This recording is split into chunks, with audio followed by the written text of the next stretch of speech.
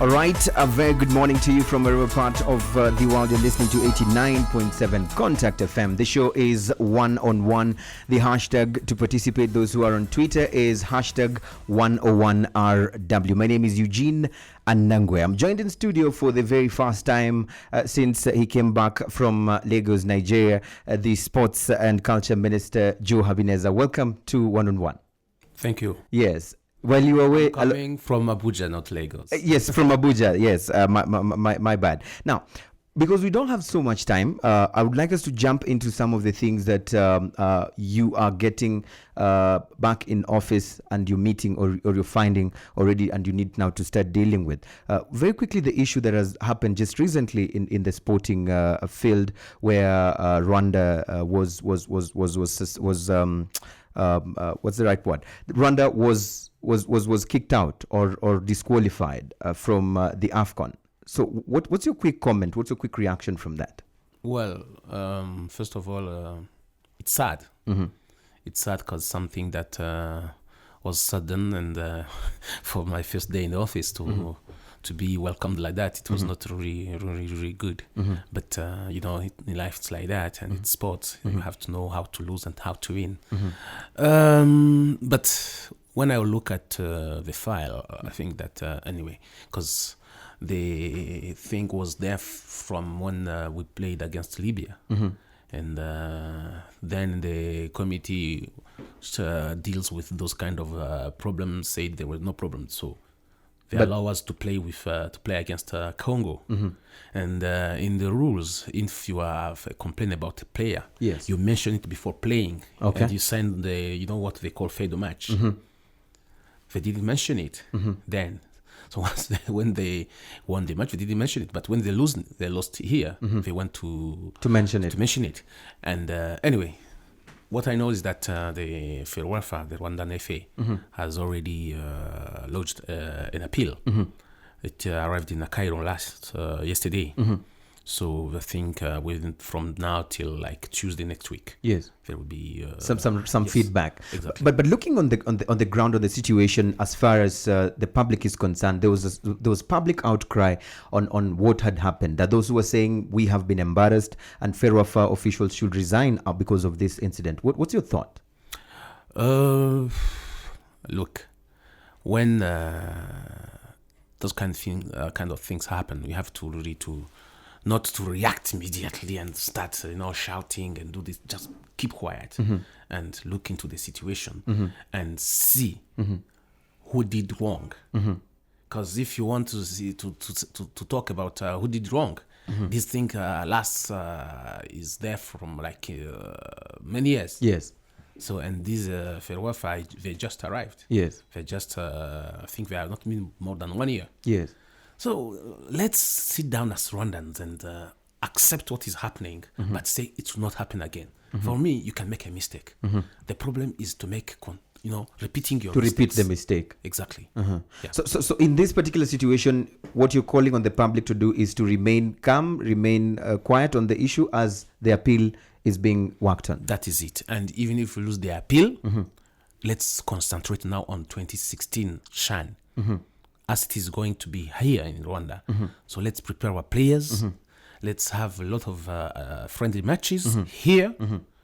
Invite all kind of teams. Yes. And prepare our team so that in 2016, yes, in January, when the CHAN starts here, yes, our team really performs. So as you say it very in black and white, just clearly, even if we lose, let's prepare for the next one. So what lessons will we be drawing from this incident? The lessons I think I've told people is that if somebody wants to play for our national team, yes, wherever he comes from, even if he's a Chinese, he can come here, apply for a citizenship like any other one. Yes. Rwanda, we are open. When somebody has value, when somebody really loves our country, when somebody wants to be a Rwandan, yes, there is a process. Yes. You apply and you have you write an exam. Yes. And once you have the good marks, you are You're given a position. Exactly, and you don't need to change them. Yes, you keep your name. But those who are arguing and saying this is killing the local talent, why can't we nurture our own Rwandans in our academies? That is something that I'm for, and that we have got these under 17, which were to the World Cup. Yes, and we have to continue this kind of policy, and actually that's the policy. These exceptional, I don't talk about football or sports. I was talking generally. Anybody who wants to be a Rwandan, he can be a Rwandan. Okay. It's not only because he's a sportsman or because anybody who comes here feels that Rwanda is his home. There is conditions. There are conditions. Once he fulfills them, then he applies, and he writes his exam and got a good mark. That's it. That's it. Yes. But you insist that there's no need of changing the names. There is no need. There's no need. Yes. Let's talk about cultural issues now, because before you left, and there are some initiatives that were created under you, and some of those initiatives included the Miss Rwanda beauty pageant. Today, when you came back and looked at all the files and looked at some of the initiatives that were started when you were minister in that docket, what do you see wrong that has taken place ever since you left that needs corrections? Because there are people who are already saying that the Miss Rwanda that is happening today, that competition has no value anymore. Well, we have to look at it and see what is the value which is bringing. That's true. For me, it was something to empower women, to celebrate beauty, but also brains. Yes, not beauty and yeah, and no brain. No brain. So I was thinking, every time the government can start an initiative and after give it to the public, give it to the private sector. So that's what was in our idea. So I think that I have to pursue that so that we have private sector that will really deal with this kind of events, because the government never, anywhere else, the government don't organize this kind of thing. It was just to say, okay, it's possible, do it. But I see that it is not really, they are not catching up. But it's something I have to talk to the private sector. They have to understand. They have to be creative. You can billboards or just advert in the radio is not enough. You have to do something. They have to identify you with something. Yes. So anybody who is interested to the beauty of Rwandan beauty and celebrating beauty and brain is welcome. You have just to sit together and see what and how they will be doing it. But it must be privatized. Okay. Yes. But looking at it in the immediate term, what are some of the immediate term measures that probably you're thinking of, things that are running in your mind when you look at these projects and you say the way you're saying right now, that some of the projects we started, the aim was to also give it back to the private sector to deal and run with it. But looking at what has happened so far, as you just rightly said, what are the things that are running in your mind and you're saying these are the immediate things that I need to change or improve? No, is to call on the private sector. We sit together and see what we can do together. That is it. Okay. Yes, because the ministry cannot do everything. We just promote something. We show you the way, and you take over and you continue to do it. Okay. Yes. Now, looking back at your performance record and even this particular decision of bringing you back to that particular docket, what makes you think, or what do you think maybe led to that particular decision to be made in your own mind? What do you think made that happen? You should ask the president.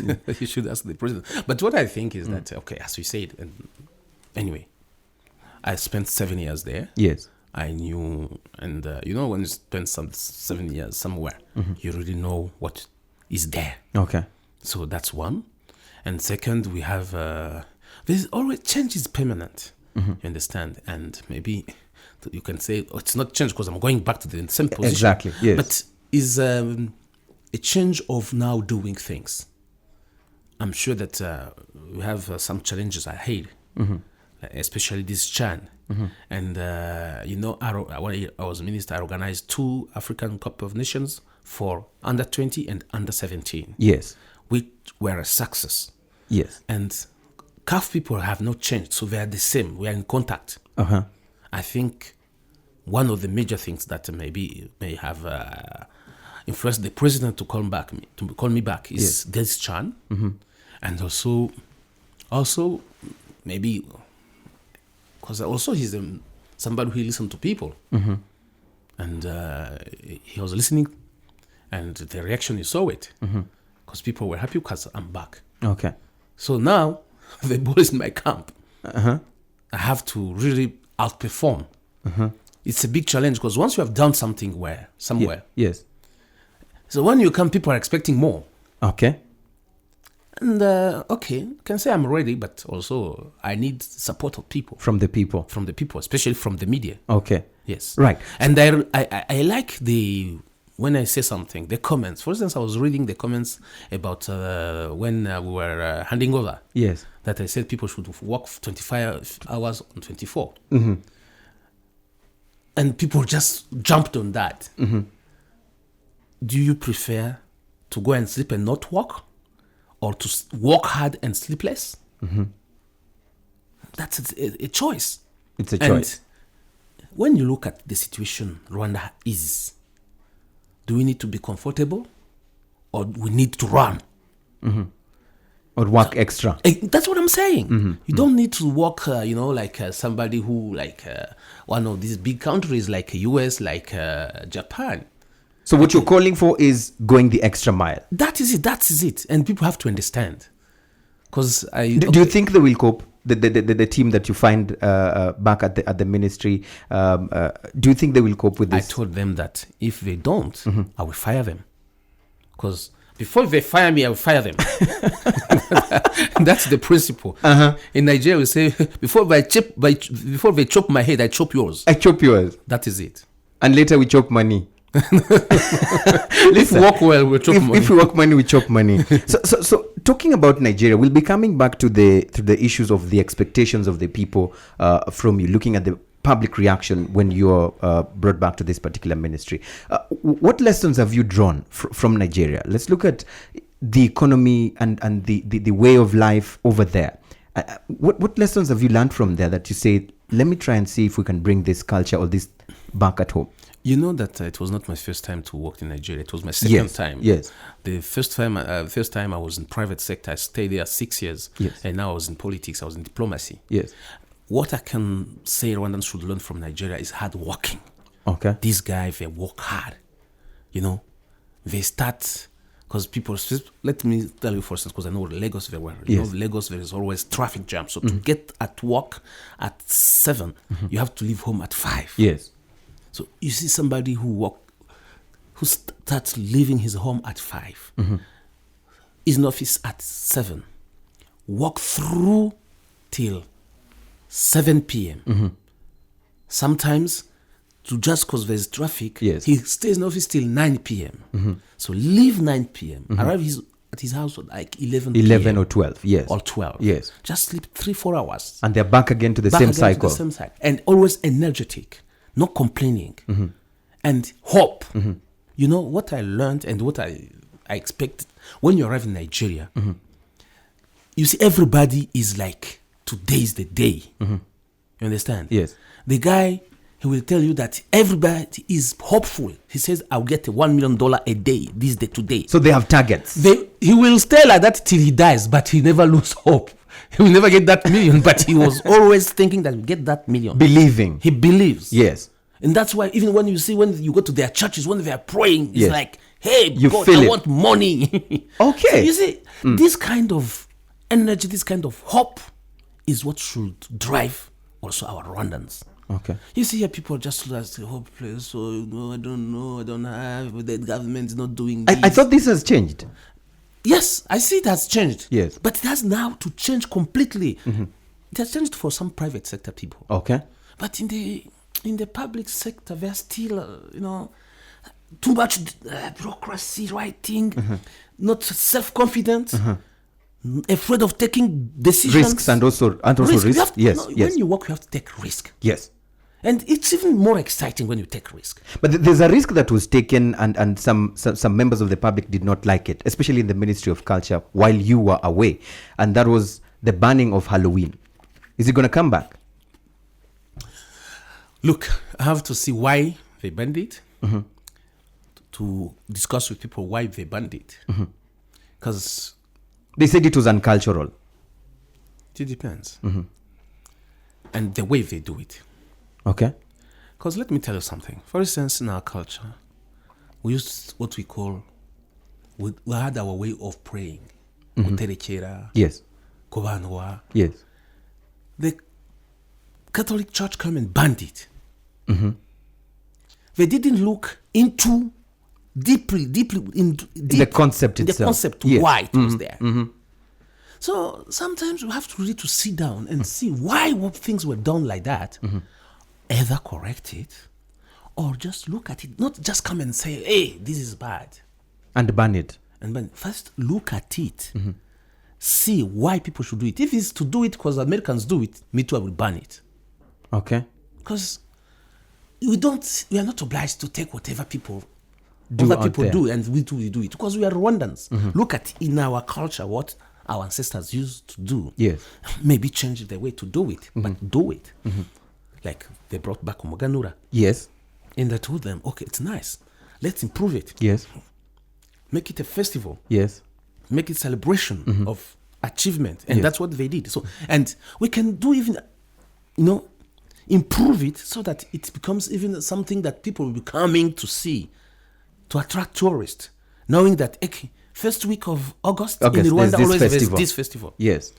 I'm talking, I should compare with Nigeria. I was in Nigeria. There is a state called Cross River. Yes. There is a festival, Calabar. Yes. Yes, I know Calabar. They have a carnival, which lasts a whole month, where you have the biggest party, street party in Africa. It's something that, we cannot have a whole month. But for instance, when we have Muganura, I can say we can mobilize the whole town and everywhere. People say we do not drive cars in the city. Now let's have a street party. It's But sometimes when they run up too late, for example, sometimes they'll be closed down and we're told we're making noise. So sometimes really we kill even this kind of thoughts or initiatives. What do you think? It depends. Because if we have, for instance, we say this week is or this weekend is for party for everybody, like say Omuganura. Yes. If we agree, all of us, Yes. we say okay, or we just we mark an area, say this area, that's where things will happen. It will happen. The first thing you have to do is to tell people. Yes. So that everybody knows. If you go, you take your sono, you take your music, you go play in the where people are sleeping, me too, I will come and block it. Okay. But if you have told people, and they understand why you're doing it. And they understand why, and everybody's taking part of it. Yes. Everybody, it's a celebration. Okay. In the sense. Let's go back to the Miss Rwanda, because you said earlier on that the private sector needs to, pick some of these initiatives and actively participate in them. But how do we make them attractive for the private sector to say, okay, fine, I'm going to put my money in this? Because for them, it's about returns. I know. It's first of all, it must be a quality thing. And also see that they are, because nobody wants to identify themselves with failure. Yes. Especially in business. It's always to identify yourself with something that people like. Yes. With people say, wow. So that is it, is to ask the organizers to be professional and to make that thing very attractive. So everybody will fight to be identified with that event. That is it. Okay. So let's talk about also the expectations, because I'd said earlier on, we'll look at that. When the announcement was made to have you come back, there was a lot of cheers and people were like, okay, Joe is back. There was a lot of joy even on Twitter, and there was a hashtag called Joe while you were away. And they wrote you letters to tell you everything literally that had taken place in the ministry and of course in Rwanda as a whole while you were away. What did you read out of it? What message did you get out of that particular reaction? No, first of all, I appreciate, because it is something which shows that Rwanda have freedom of expression. That's one. And second, that leaders have to listen to the people. That's another thing that I saw. So what they said, there are some which were true, there are some which were just joke, funny, and some which were serious. So I went through that, and I'm looking and I told my people that everybody must look into that. Joe, while you're away. Yes, so that we see what people think about the ministry. So that people see what they're expecting from our ministry. So that's something that I can say for this, I will do that. Yes. We have time to look at it. Yes. And to really make corrective actions or just to inform. Yes. Because sometimes people even are not well informed. Did it make your work easier? Because now, coming back, you probably didn't even need to check the files. You had almost literally everything that you need to check, that you need to correct. Yes, it's really, it is something which helped me. And either it is personal or whether it is for the ministry, you have to really understand what people think about you. That's what I learned in politics. Okay. In politics, it's about the details. Politics is about perception. So it shows, and you have to show or to correct where people are not perceiving you well. You have to improve where they want you to improve. Yes. This kind of thing. But also you have to know that nobody can please everybody. True that. But just what you see, okay, if these people want like that, I can do like this. Yes. Or if something's not possible, you explain to them. But the important thing is communication. And listening to what they're saying. Yes, we have to listen. A politician who doesn't listen, he's not a politician. You have to listen and to take action. At least even if something is not possible, you explain, no, nothing's impossible actually. You say, okay, give me time, or let's do like this, or it's from you that you have to do it. Yes. So do you think people are expecting too much from you as Joe Habineza? I can't say that they are expecting too much, because if I'm there, it's to serve. I'm there to serve. Okay. If I don't want to serve, I should have refused, or I should say, okay, this is too much for me. I'm there. I'm ready. I'm ready to take the challenges. But as I always say, I'm not I will not make miracles. The miracles will come from the people who work together. What you have to do is to really understand where we want to go and see how to go there and get there. Okay. Yes. So this is the burning thing, or the spirit that you want to keep pushing us out there, that we need to, first of all, listen to people.